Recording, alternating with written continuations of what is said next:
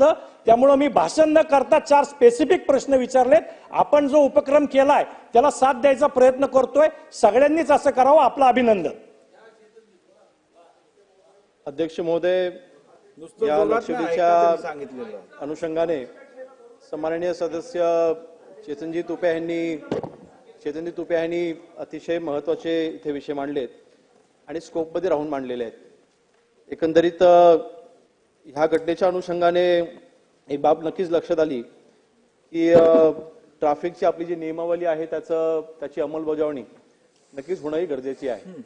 पुणे शहराच्या बाबतीमध्ये पुणे शहर हे लोकसंख्येच्या दृष्टीने वाढतं शहर आहे। आंतरराष्ट्रीय तिथे अनेक व्यावसायिक देखील तिथे येत आहेत।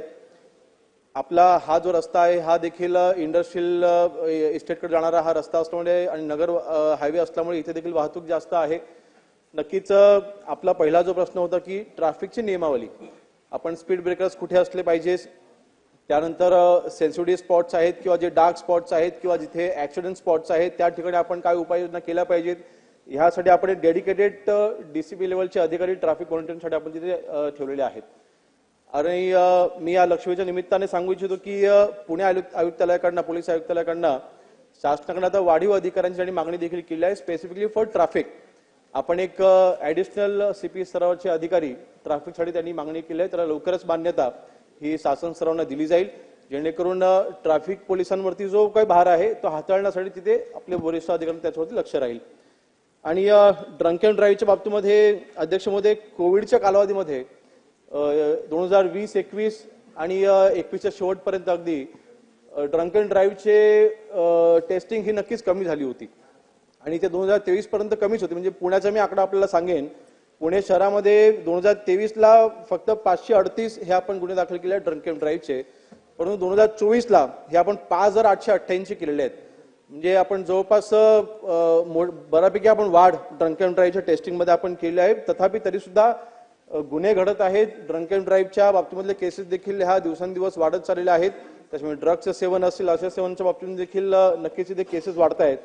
कायद्यात बदल होणं नक्कीच आपली ही चांगली सूचना आहे। त्या बाबतीमध्ये माननीय मुख्यमंत्री महोदयांशी देखील चर्चा आज झालेली आहे आणि हा कायदा अजून कडक कसा करता येईल, ह्यामध्ये जर का रिपिटेटिव्ह जर का कोणी ऑफेन्सर असतील तर त्यांच्यावरती आपल्याला शेवटी कायदा एक असल्यामुळे पुन्हा पुन्हा तेच ते गुन्हे करतात आणि पुन्हा ते बेलवरती बाहेर पडतायत।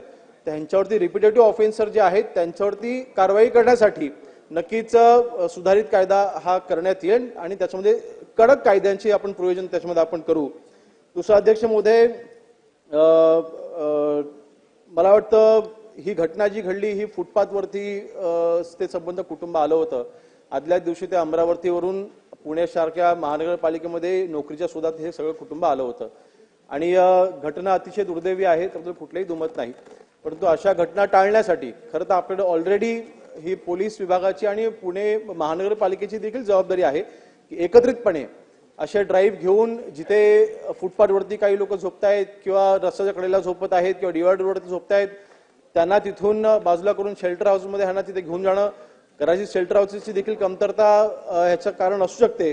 परंतु नक्कीच असे ड्राईव्ह खास करून महानगरपालिकांच्या हद्दीमध्ये असे अपघात हे वारंवार घडत असतात आणि त्यामुळे अशा ड्राईव्ह ह्या रेग्युलर बेसिसवरती या घेतल्या जातील। आणि शेवटचा जो प्रश्न सन्माननीय सदस्य चेतन तुपे साहेबांनी जो मांडला होता तो म्हणजे AI आधारित सिग्नल तिथे प्रणाली असली पाहिजे, त्याचा देखील प्रस्ताव हा पुणे पोलीस आयुक्त कार्यालयाकडनं स्मार्ट सिटीच्या अंतर्गत शासन स्तरावरती आलेला आहे।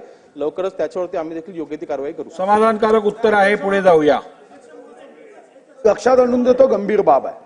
मगा अपघाताचा प्रश्नोत्तर असताना सन्माननीय मंत्री महोदयांनी सांगितलं की अपघातामध्ये मृत्यू झाला तर शासन 10 लाख रुपये मदत करते, रेकॉर्डमध्ये आहे। आता या उत्तरात आपण म्हणताय की 5 लाख रुपयाचं अर्थसहाय्य, तेही मुख्यमंत्री निधीतून। 2 उत्तर एकमेकाला भेद देणारी आहे। या सभागृहामध्ये 2 तासामध्ये 2 मंत्र्यांनी शासनाच्या वतीने अशा पद्धतीने उत्तर देणं अपेक्षित नाही। माझी आपल्याला विनंती आहे की आपण दोन्ही उत्तर तपासावी आणि आम्हाला या संदर्भामध्ये सरकारच्या वतीने 2 तासात इतकं बदलणारं उत्तर अपेक्षित नाही। खरं तर मी प्रताप सरनाईकांना पत्रही दिलं तेव्हाच्या तेव्हा की आम्हाला तो GR द्यावा। आता याच्यात तुम्ही 5 लाख म्हणताय, महाराष्ट्राची जनता व्हिडिओ पाहताय, कमीत कमी राज्यकर्त्यांच्या वतीने, शासनाच्या वतीने खरं उत्तर येत आहे, एवढं तरी राज्यकर्त्यां जनतेपर्यंत जाऊ द्या, एवढी विनंती आहे. ठीक आहे, तपासून बघितलं जाईल.